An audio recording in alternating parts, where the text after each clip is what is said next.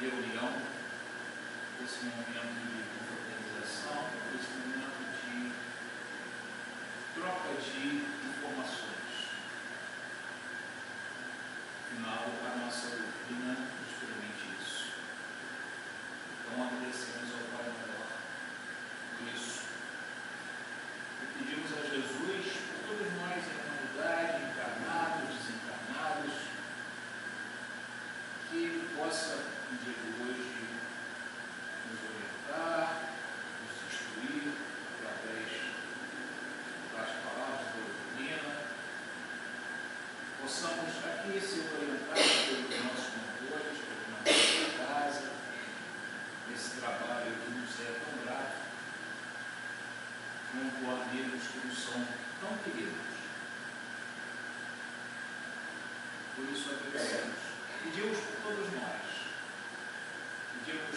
Costumamos pedir sempre pelos nossos governantes, para que eles, em cada um dos países, possam seguir, mesmo que não conhecendo, mesmo apenas por intuição, os mandamentos de Deus trazidos pelo nosso Mestre e pelos seus apóstolos e profetas. Que esses governantes possam utilizar esse conhecimento para o bem de seus povos. Pedimos que amanhã o trabalho seja profícuo, o trabalho seja sempre como é, muito amor e doação, fraternidade e compreensão. E, enfim, pedimos a permissão do nosso Pai Celestial para iniciar esse estudo na noite de hoje. Graças a Deus.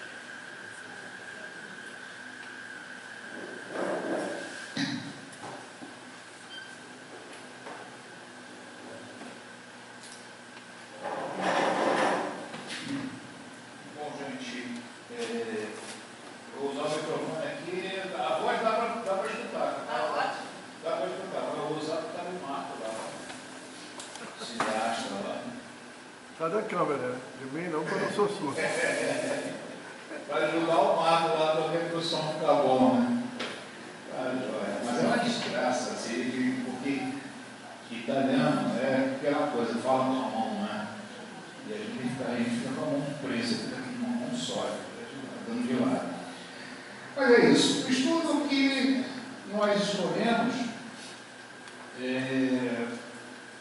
o Termanique, né, como o Rosano falou, nós escolhemos um estudo que nós já fizemos em uma outra casa, em duas casas, mas é um estudo que eu gosto de fazer não só pela própria figura do Cristo, mas eu procurei nesse estudo fazer a gente identificar realmente, né, o Cristo, mas no Espiritismo. Cristo através do que Kardec nos trouxe com a orientação, a direção, melhor dizendo, né, dos Espíritos. Então, eu já dei spoiler, né? Já comecei pelo fim. Mas é exatamente isso. Bom,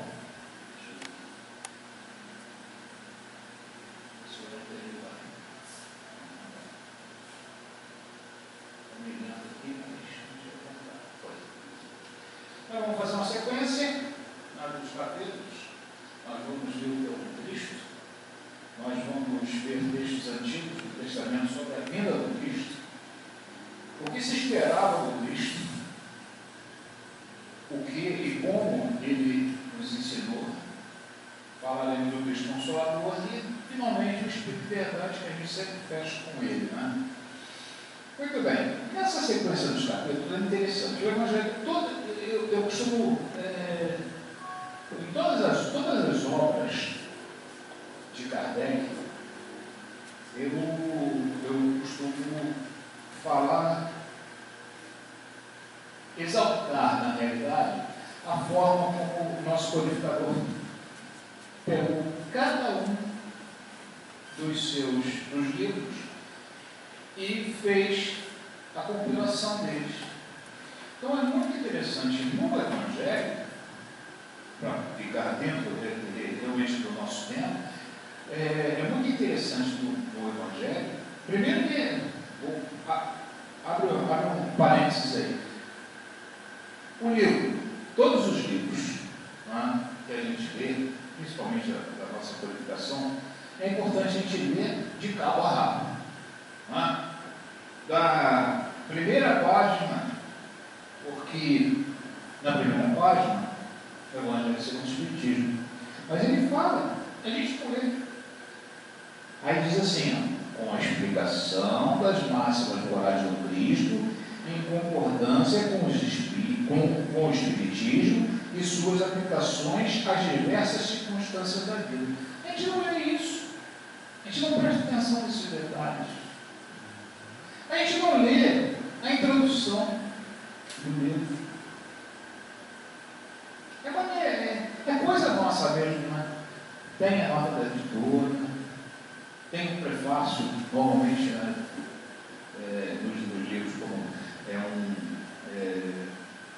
psicografado, né, tem prefácio de algum espírito ou alguma pessoa proeminente do espiritismo. É importante. Né? Na introdução do livro dos Espíritos, maravilhosos ensinamentos nossos que a gente lê. Na introdução da Gênesis tem caráter do Espiritismo que a gente não vê. Quando começa a introdução da Gênesis, ela é maravilhosa. Eles falam realmente o que é o Espiritismo. Quem não leu, tenha a curiosidade. Chega em casa, vai dormir, antes de dormir, antes de fazer a prece, começa a ler a introdução da Gênesis. É grande, mas é maravilhosa. Pelo caráter da revelação espírita. É uma lição. Bom, nós já exaltamos e continuaremos exaltando Kardec. No Evangelho, o que acontece?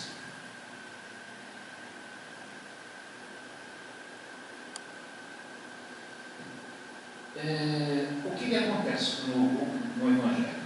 É muito interessante, a gente vai prestar atenção.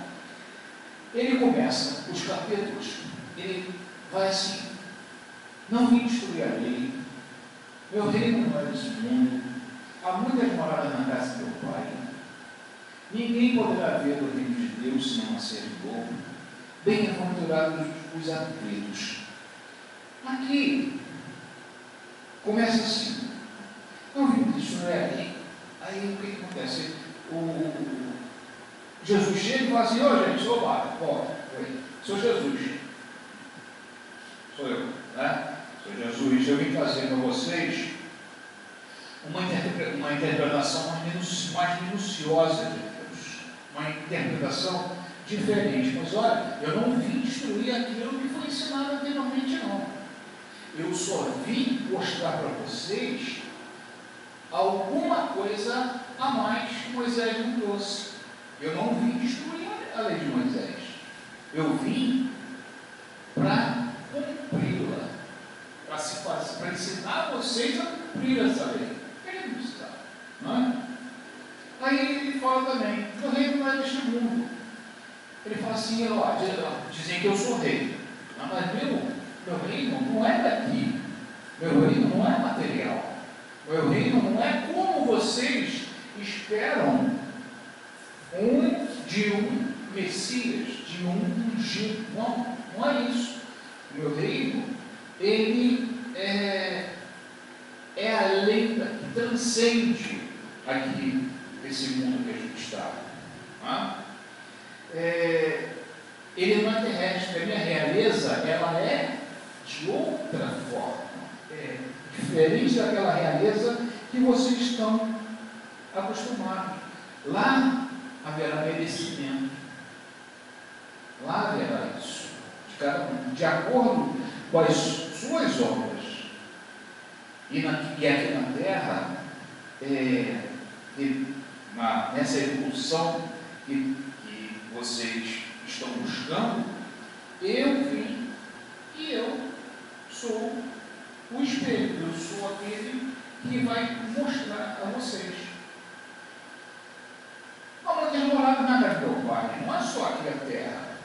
Existem muitos lugares, tanto no mundo espiritual quanto nos mundos materiais também. Temos a humanidade, ela não é só na terra, ela não é só nesse planeta. A humanidade está em todo o universo.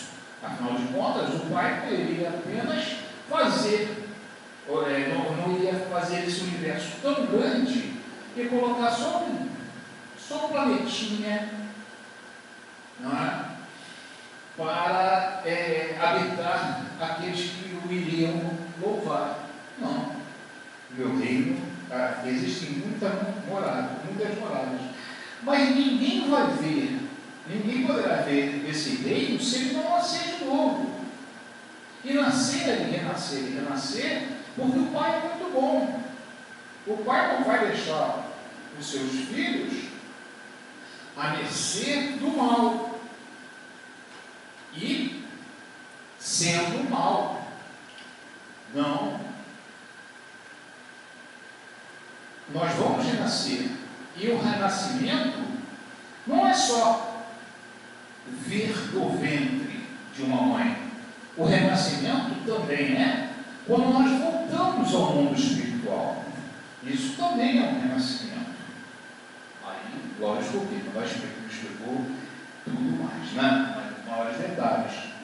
E bem-aventurados os aflitos, aqueles que aqui sofrem, porque quando forem para o outro lado, aqui já terão passado muitos dos problemas que precisam, que necessitam passar, mesmo que não conheçam, mesmo que não entendam isso. Bem-aventurados são esses, porque quando chegar do outro lado, alguma coisa ele já não vai precisar purgar no outro lado. Ok. Então, nesse momento, o Cristo fez trouxe esses detalhes, tá?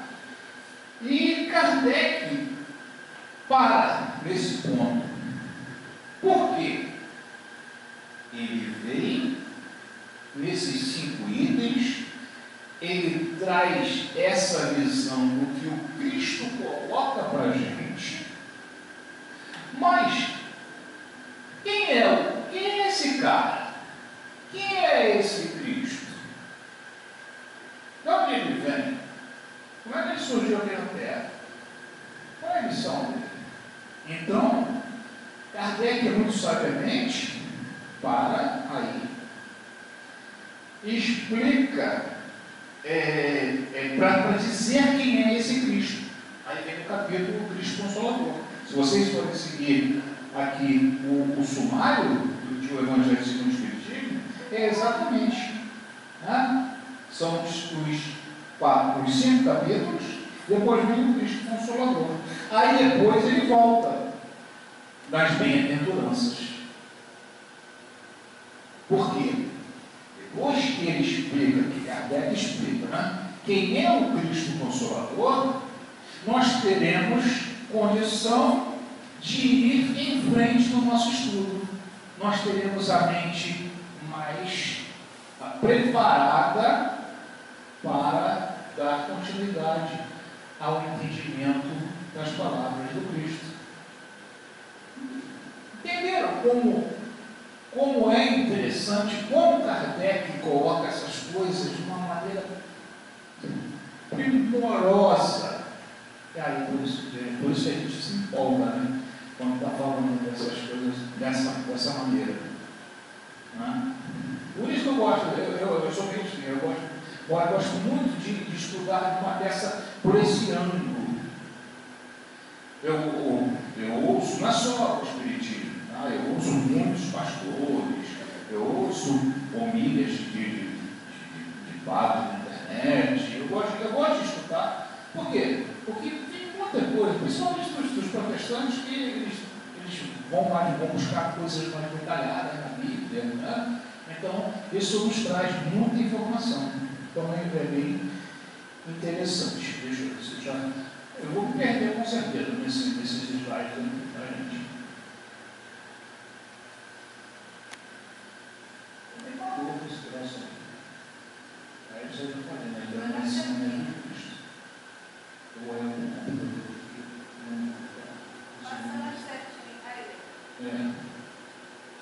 Muito bem, vamos lá. Aí, Kardec vai, quando ele fala, né, do Cristo Consolador, aí a gente abriu um parênteses aqui também, a gente foi um pouco mais além no estudo, para falar do que é um Cristo, né? Na realidade, o Cristo, que é a palavra Christus, ela significa o ungido. É o Messias, né? O primeiro Messias, no hebraico, depois passa para o Cristo no grego, é um ungido. Então, o que é um Cristo? O Cristo é um espírito puro. Ele já chega naquela qualidade da evolução de espírito puro. Só que a gente pensa que o espírito chegou com o espírito puro, está bonitão, vai tocar harpa, né? Não é isso não. Ele vai trabalhar mais que a gente. Mais que a gente está iniciando. Ele dá continuidade à sua evolução, à sua aquisição de conhecimentos. Né? E ele pode estar à face de Deus. É aquele que pode trazer as determinações, né? A lei de Deus, claro, que depois ele vai vir aqui, como o nosso Cristo fez, mas houve necessidade, né? Ele vai através dos espíritos menos evoluídos, a gente já estuda aqui, né? Na sequência, e claro, cada um tem a sua opção, cada um, quanto mais necessário junto à Terra, menos evoluído é o espírito, vai cumprir aquela tarefa. É assim, porque é mais fácil ele manipular a matéria do que pegar um espírito puro, vai ter que, quem já viu as obras de André Luiz sabe que o espírito que está em cima vai ter que diminuir a sua vibração, é um trabalho danado. Então precisa.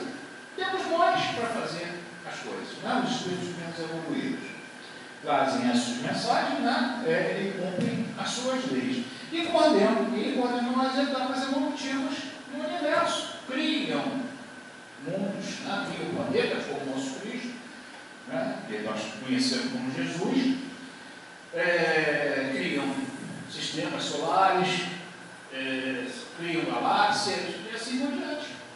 Então são esses os Cristos. Esse é o trabalho dele. Não é?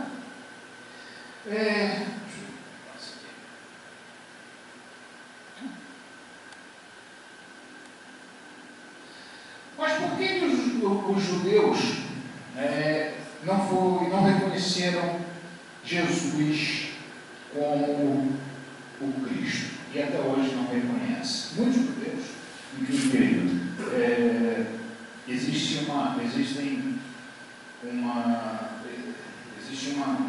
alguns judeus, vocês talvez já devem ter lido alguma coisa, que são chamados os judeus cristãos. E existem cristãos que usam as coisas, toda aquela parte religiosa dos judeus. Então, esses judeus cristãos, eles são até, de uma certa maneira, renegados pelos judeus ortodoxos, né? Então, existem os judeus cristãos, são aqueles que aceitam o Cristo como o Messias. Tá? Se vocês quiserem dar uma procuradinha na internet, tem uma coisa interessante de saber. Bom, mas é só um adendozinho. Mas por que ele não foi reconhecido? Porque na Bíblia existem diversos pontos que falam, eu separei alguns aqui. Olha só alguns lá para exemplificar. Em Isaías está lá, portanto, o Senhor mesmo, deixa eu ler aqui, fica mais fácil. Não, deixa eu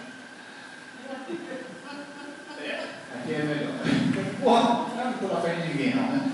Portanto, o Senhor mesmo nos dará um sinal. Eis que a Virgem conceberá e dará um filho, e lhe chamará Emanuel. Não é uma dica? Não?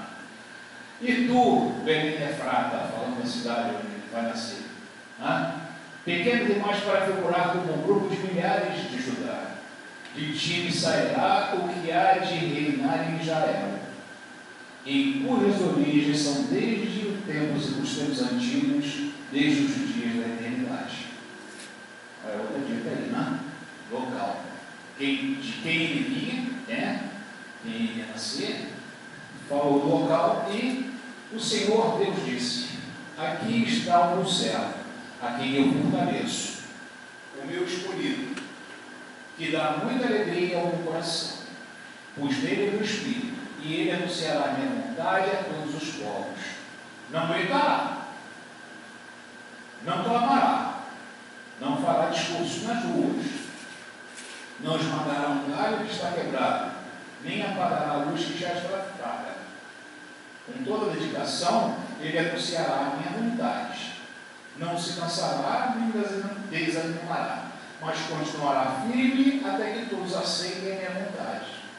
As nações distantes estão esperando para receber os seus ensinamentos. Então ele fala aí, olha só, de quem ele ia nascer, onde ele ia nascer e o que ele ia fazer.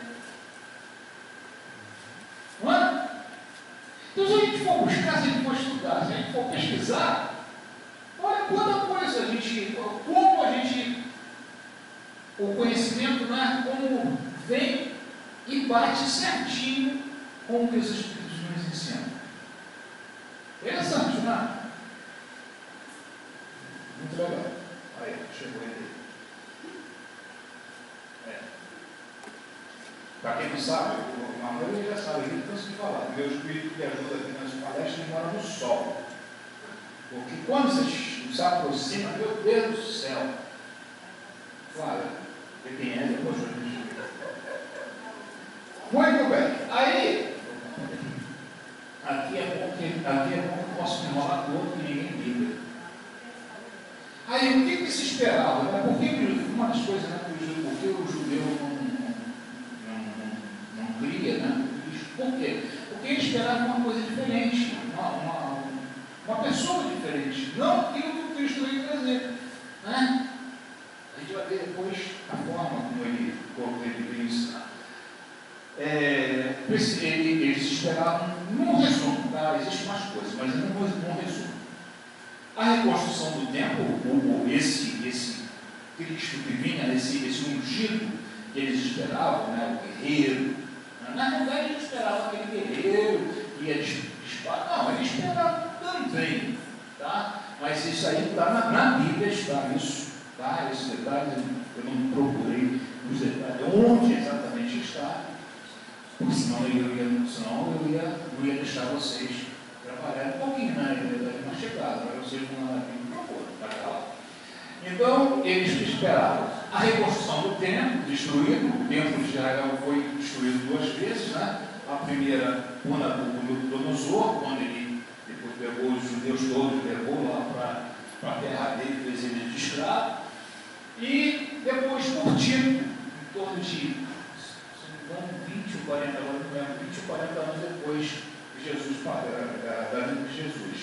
Então Tito também manda destruir, o seu filho, na realidade, destrói o templo e depois nunca mais foi reconstruído. Né?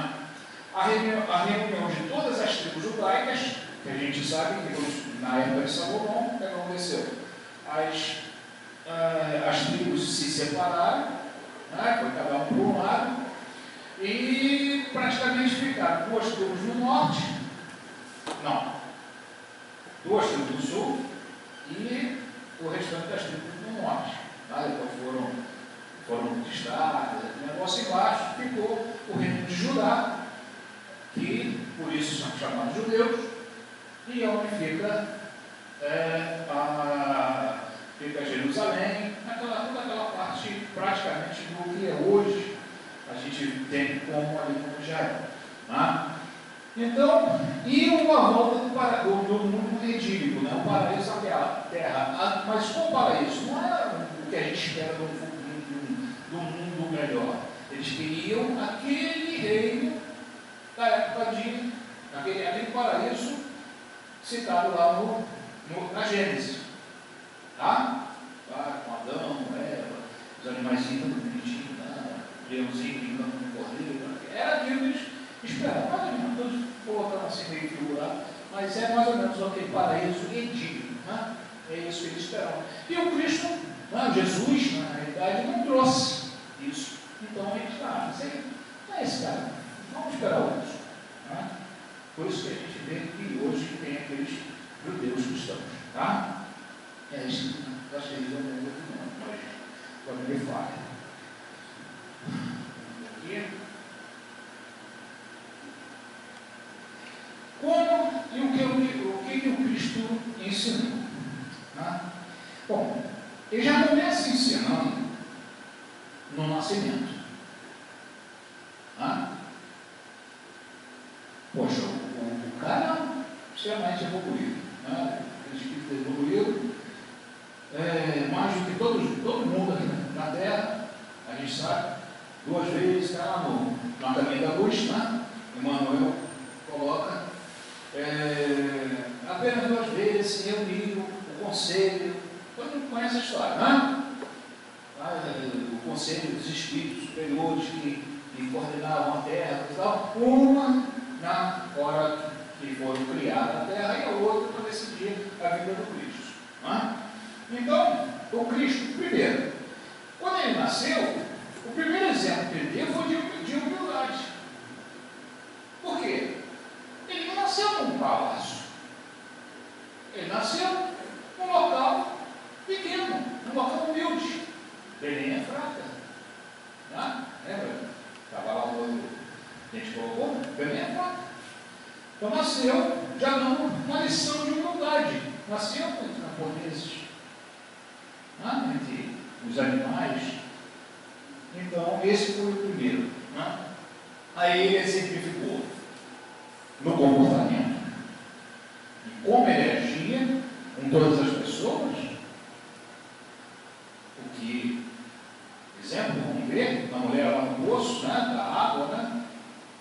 Teve que dar a água para ele, a mulher adúltera, olha só a forma como ele lidava. Necessariamente pelas parábolas, porque muitos de nós não entenderíamos as lições dele, então ele falava pelas parábolas, a forma que ele interpretava as escrituras, que era diferenciada, porque ele era judeu. Cristo não fundou a igreja católica nenhuma, não é? A igreja católica é meio assim, pergunta igual. Ele não fundou a igreja. Ele era judeu, ele cumpria as leis judaicas. Então, ele ia aos sábados, ele ia na sinagoga e ele interpretava as escrituras. Tem muita gente que diz aí, se você for ver na internet, que Jesus e os apóstolos, eles eram analfabetos. Não tem cabimento. O Cristo lia as escrituras, tá? E não era analfabeto. Tá? Muito bem. E os milagres? Porque os milagres eram necessários. Já vi, coloquei entre aspas ali, né? Porque milagre não existe, você sabe disso. Mas ele fazia os milagres porque havia necessidade de chamar a atenção do povo. Tá? O povo precisava disso. Precisava que se fizesse, que se chamasse a atenção dessa maneira. Tá? E era uma forma de já nos preparar para entender que aquilo não passava de leis de Deus. Só que a gente não entendia. A gente achava que era milagre. E ainda hoje, muita coisa se acha que é milagre. Né? Ok.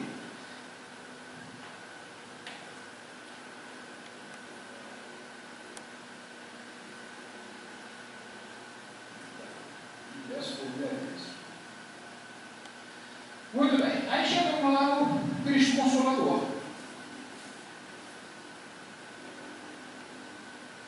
Quando o Cristo falou para a gente a respeito do que, qual era a missão dele realmente, né? O que ele veio fazer, o que ele estava ali, ele falou o seguinte, uma das coisas que carregam isso aí, ele falou assim: vinde a mim todos vós que estáis aflitos e sobrecarregados, porque eu os aliviarei. Aí vem uma coisa de que depois as religiões colocaram para a salvação a necessidade, você só é salvo por Cristo, foi para a cruz, tem um negócio todo, né? Mas a gente sabe que fora da caridade não há salvação, né?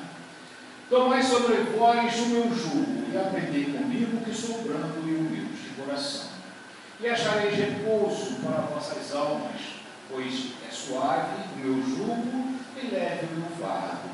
Ok, mas aí sempre fica na dúvida: o que é jugo? O que é fardo? Aí, jugo e fardo. O jugo é uma peça de madeira utilizada para prender o boi à carroça, aquela canga, né? Aquele negócio que prende lá, né? Submissão resultante do uso de força e de autoridade. Gente, está quase na hora, não é possível. Olha só, está usando uma marca da pessoa. Não é possível. Vamos para até meia-noite falando aí. Tá bom?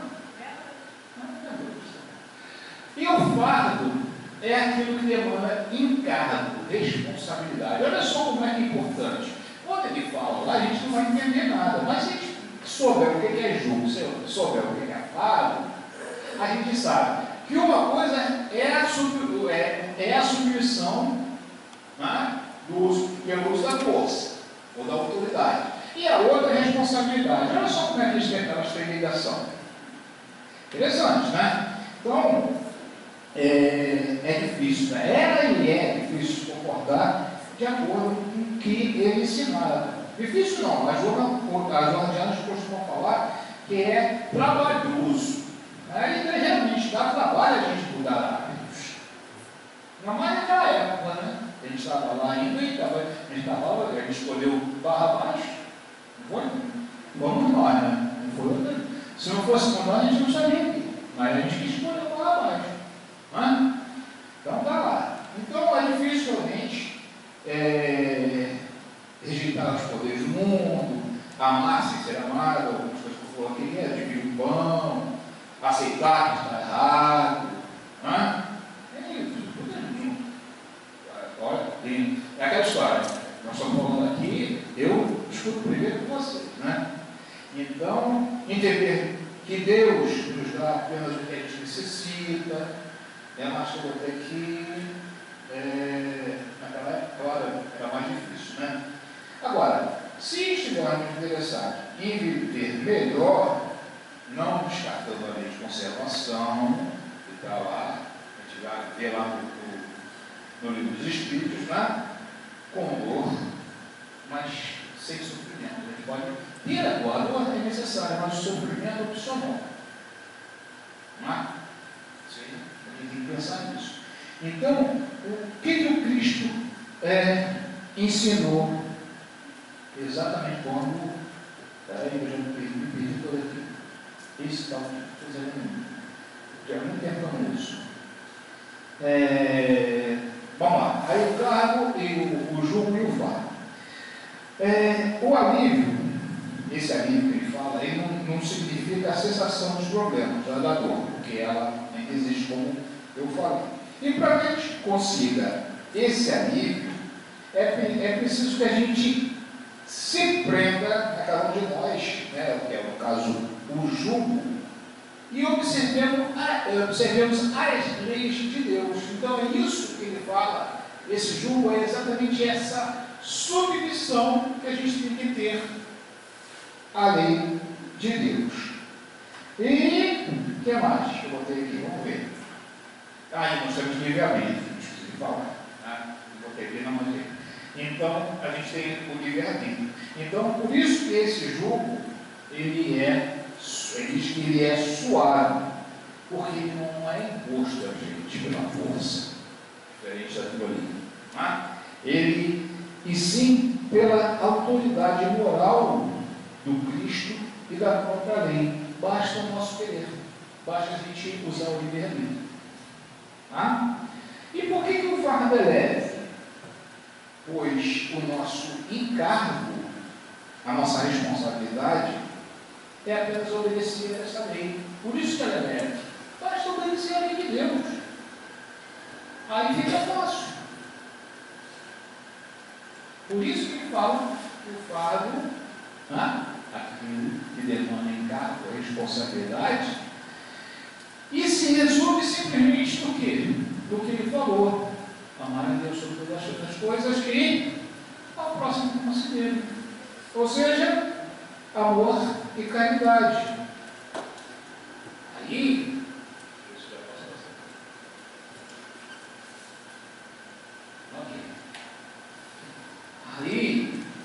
a caridade, lembra lá no que está no livro dos Espíritos lá? O que é caridade? Pergunta Marco 8. Aí complicou. Tu fica com cola lá no estudo, né? Não, número eu só sei da 459, 525, 523, por aí, a gente sabe. É 800 qualquer coisa, né? O que é a caridade?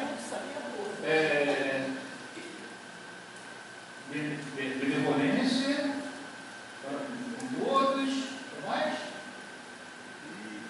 Fugiu aqui também. Aí eu digo aquela coisa assim, se você não me perguntar, eu sei, se você perguntar, eu não sei. Tá bom, boa saída. Aí então, sabendo que ele não seria totalmente compreendido, né? Ele fala o seguinte, que deixa para a gente a mensagem: se me amais, guardai os meus mandamentos.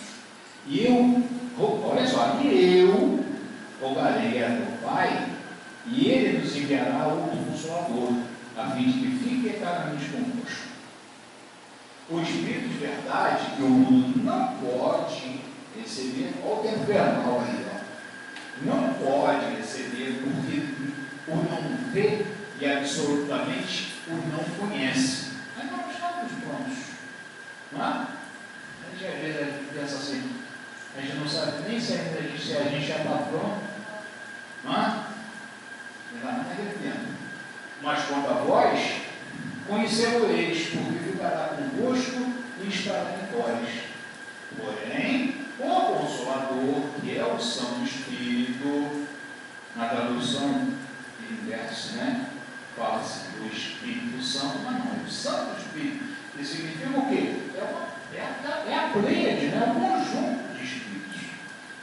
É o Santo Espírito que meu Pai enviará em meu nome, vos ensinará todas as coisas e vos fará recordar tudo o que vos tenho dito. Olha que importante. Ensinará todas as coisas, e o Espiritismo não está completo, hein, gente?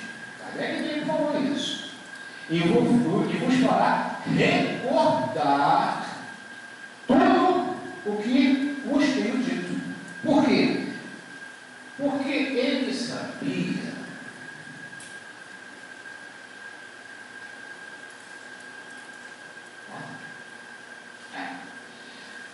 então, porque ele sabia que haveria deturpações do que ele falou, do que ele ensinou.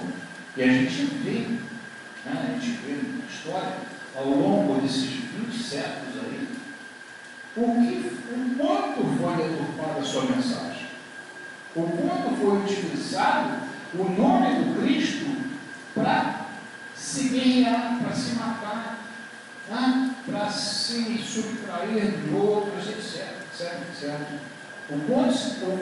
Não religião, mas o quanto o homem deturpou as palavras do Mestre. Não é? Se nós não entendíamos naquela época, aí começa a coisa a ficar meio estranha ao longo dos séculos. Todas as religiões, elas podem, cristãs, evidentemente, elas podem avocar para si o Consolador prometido como sendo elas mesmo, naquela própria religião. Nada contra, porque cada um tem a sua visão. Nós temos o livre-arbítrio, nós temos que encarar também as outras pessoas, que essas pessoas estão buscando também a verdade, procurando a verdade nesses ensinamentos do Cristo. O importante é a modificação, que a gente vê em diversos locais. As pessoas, às vezes, eu costumo falar, as pessoas às vezes falam muito mal, principalmente na igreja do protestantismo, essas igrejas neopentecostais, essa daquele Bispo Macedo e daquele Chapelão, Valdir, Lira, uma coisa, René Soares, eles saem tudo de uma igreja só, mas as pessoas criticam essas pessoas, mas não veem também o bem que essas igrejas fazem aquelas pessoas que vão buscar. Quantas pessoas vão lá, drogados, viciados em álcool, e as pessoas realmente, dentro daquela concepção deles da religião, não é seguro. E muitas pessoas criticam. Sim, porque é diferente, faz parte da igreja deles, faz parte daquilo, como o Cassandro diz, não é coisa mais voltada para o material. Tá? E não se espantem, os judeus da antiguidade, principalmente, eles eram assim. Se a gente for analisar as coisas, o Antigo Testamento, era voltado para quê? Era para o Deus da guerra, era o Deus que dava recompensas materiais, era isso. Os judeus realmente têm essa visão das benesses, em fazendo e cumprindo a lei de Deus, as benesses ainda serem no mundo material, tá? Sem problema, dentro da religião dele, dentro da concepção deles.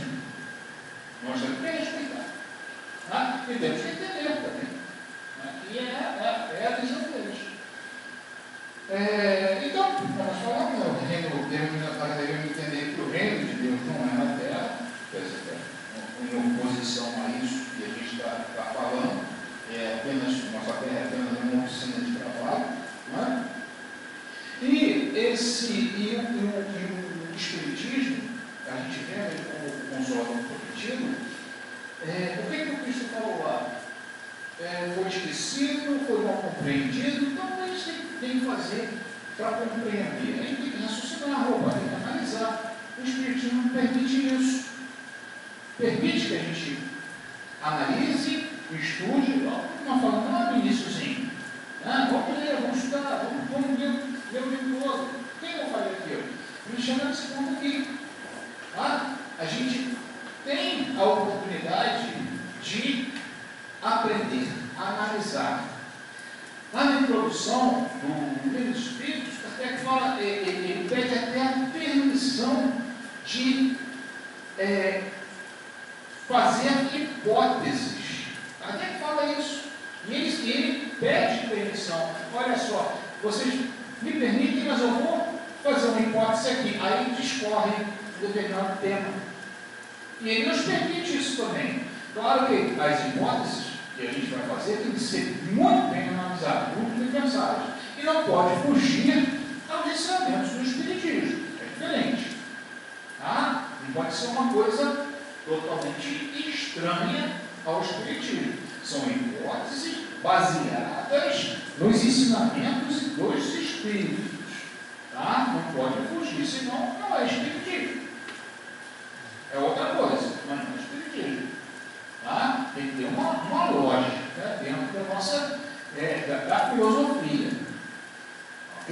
Da filosofia espírita. Ok?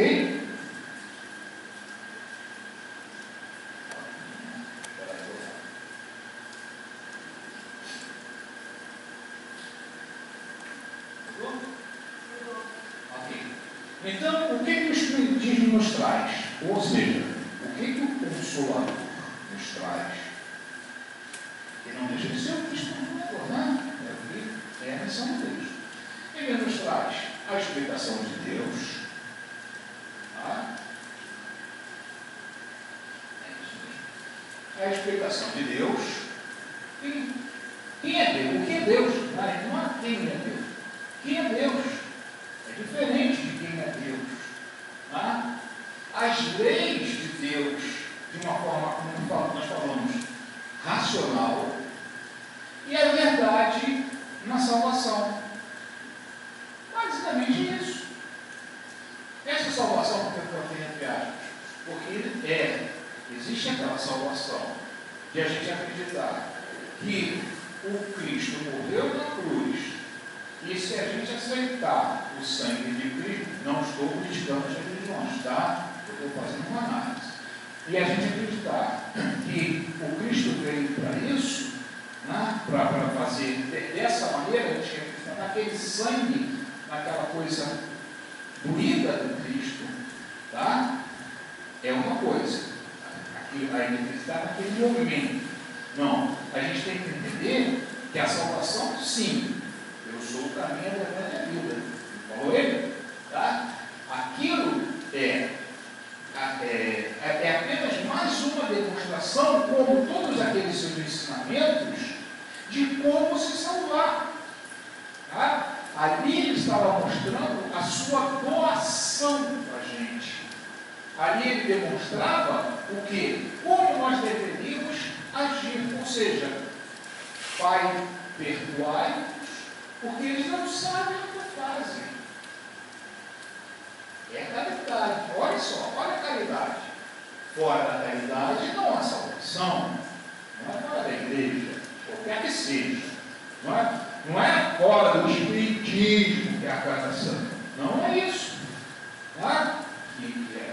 Fora do espiritismo não há salvação, não é fora da caridade não há salvação. Ok? Mas eu acho que eu vou ter aqui no meu dedo. 8h30. 8h30. Tá? Tem jeito. Aí vem o Espírito, ó. Qual o verdadeiro sentido da palavra caridade? Como entendi? Como entendia Jesus? Olha a diferença. Benevolência para com todos, indulgência para as imperfeições dos outros e dele. Nessa época. Principalmente no trânsito. Indulgência e perdão das ofensas. Isso aí não pode falar, não. Isso eu não esquece a cabeça, não. Olha, irmão, mas fala de mim. Estou bem, essa última eu estou bem. Mas tábuas de indulgência para a imperfeição dos outros são terríveis. Tem que voltar mais 500 vezes aí para não poder aceitar. Bom, se bem que quando eu voltar outras vezes, vai estar, o trânsito vai estar só com aquelas aromáticas assim, interligadas, não vai ter problema. Muito bem. Então, é isso. Então a gente deu assim, a gente tentou mostrar o que esse Cristo Consolador, de uma forma ampla, de uma forma lá no início do Cristo vindo, né, de quem era, ou melhor, de quem é, de quem são, na realidade, os Cristos, tá, até chegar aqui no Espiritismo. Então, o Cristo Consolador, claro, figurativamente, né? Não é uma volta do ser do Cristo, essa salvação, no caso, não vai acontecer, uma volta do Cristo também à vida, porque o Cristo, a gente sabe que a gente conhece a gente de Deus. O Cristo não vai voltar. Eu costumo dizer o seguinte: por que ele não vai voltar? Oi? Fala, não, quem falou? Será que aí? Ele nunca foi embora, gente. Não é? E o Cristo vai voltar. Não sei o quê. Não vai voltar, porque ele já está aqui, gente. Ele está em todo momento. Tem até. Eu costumo falar desse assunto, eu falo assim. Eu lembro um trechinho quando a gente vai na missa, no casamento, sei lá, em alguma coisa que ele está fora, porque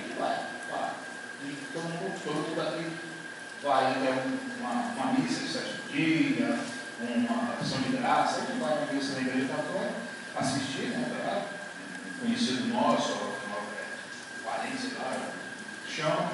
Aí tem lá aquele ritual deles, e tem um pedaço que eles falam assim, o padre fala alguma coisa lá, aí o pessoal responde, ele está no meio de nós. Não tem? Esse negócio lá é uma verdade que o católico fala, às vezes até sem saber. Até assim, às vezes até só por automático. Tá? Mas isso tem uma importância muito grande nesse ponto aí. Porque realmente ele nunca foi. Tá? Então, nós aqui temos essa responsabilidade. A responsabilidade de estudar, de aprender, de passar conhecimento. Não adianta você ser usurário,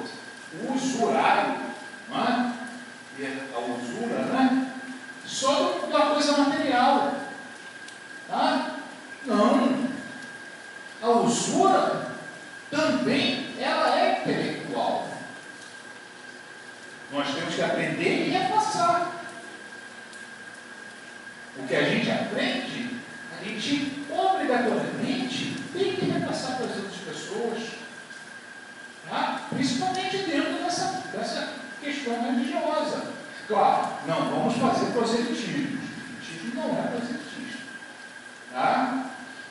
O catolicismo sim, é proselitista, né? Vai buscar os seus neófitos, né? O protestantismo, o judaísmo não é. Tá? E o espiritismo também não é proselitista. Se a pessoa vier nos questionar alguma coisa, vamos passar esse conhecimento. Tá? Aí, está lá filmando isso aí, vai botar na internet, alguém vai ver, vai procurar, só vai assistir se quiser. É o livre-arbítrio da pessoa. Se achar interessante, opa, legal, estou falando aqui, isso eu não concordo, mas a gente tem que passar essa informação. Tá? Como todo outro nosso conhecimento, tem as professoras aqui, né? Que passam esse conhecimento. Vai lá, também a gente pode ler lá também. No Evangelho segundo o Espiritismo, a gente vai falar, existe a questão do homem de gênero, aquele capítulo que fala do homem de gênero. É interessante que tem uma lição muito legal em relação a isso de se passar conhecimentos, tá? Muito bem. Então a gente não pode fugir, vamos passar esse conhecimento, mas a gente não pode, nem do nosso comportamento, nem da nossa casa, nem do nosso, nesse passar conhecimento, e em todas as nossas ações, como espírita, nós não podemos fugir dessas bases doutrinárias. Fugir do que? O espiritismo, e analisar as coisas, isso é importante, analisar as coisas de acordo com o que a doutrina nos traz. Tá? Principalmente aquela questão da lei de ação e reação. Porque a gente hoje, às vezes, passa um determinado sufoco, né, em problema qualquer, tem uma causa anterior. O que a gente faz hoje vai ter uma consequência. Então, quando a gente analisar alguma coisa, por que será? Será que ele só está ali porque ele merece? Porque ele necessita, melhor dizendo, esquece, merece. Ele necessita daquilo. Nós necessitamos daquilo que a gente passa. Mas não. Aí a gente tem a base doutrinária, que é a existência de Deus, claro, a imortalidade da alma, a pluralidade dos mundos habitados, lá como o Cristo falou, nós falamos agora, a pluralidade da existência, a vida, o Cristo também falou lá, traz na outra, e finalmente a comunicabilidade dos espíritos. Se não, o espírito aqui deveria estar com a letra maiúscula, tá? Desculpe por erro dele. Porque até a pergunta 57, para quem não sabe, o livro dos Espíritos, Kardec, olha outro detalhe interessante. Olha procurar. Até a pergunta 57. 57? 54. Por eu depois. Ele usa espírito como com letra minúscula. Aí a partir daí, estou seguindo os espíritos aqui. Aí a partir daí, ele passa a tratar o espírito com letra maiúscula, porque a partir daí é individualidade. Antes, ele fala de quê? Do princípio espiritual. Aí ele usa letra minúscula. Eu irei evitar erro grave. Tá certo? Então, a complicabilidade dos espíritos, das individualidades com a gente, porque é o que trouxe a nossa doutrina. Porque a doutrina, como disse Kardec, não é minha, não é minha. O cara está falando, a doutrina é minha, eu apenas ponho a parte material, a coisa, eu que confirmei, eu fiz a parte braçal. A doutrina é dos espíritos. Por isso que ela é mais um dos motivos que a gente pode colocar como o quê? O Consolador. Porque não é um homem que tenha criado alguma coisa. Não. São o conjunto de espíritos, um trabalho danado, um cartinha para lá e para cá, né? Vendo toda a luz de vela. Então, o trabalho da Kardec, né? Então, compilado por Kardec, mas trazido pelos espíritos. Tá? Por isso que a gente rodou. Por isso que a gente sempre lembra. Falou de Consolador, falou de Espiritismo, falou de Jesus, a gente está lembrando sempre e encerra sempre nossos estudos com essa frase que o Espírito de Verdade nos deixa e é primordial e necessário. Espíritas, amai-vos, espíritas e instruí-vos. Ok? Obrigado, gente. Beijo.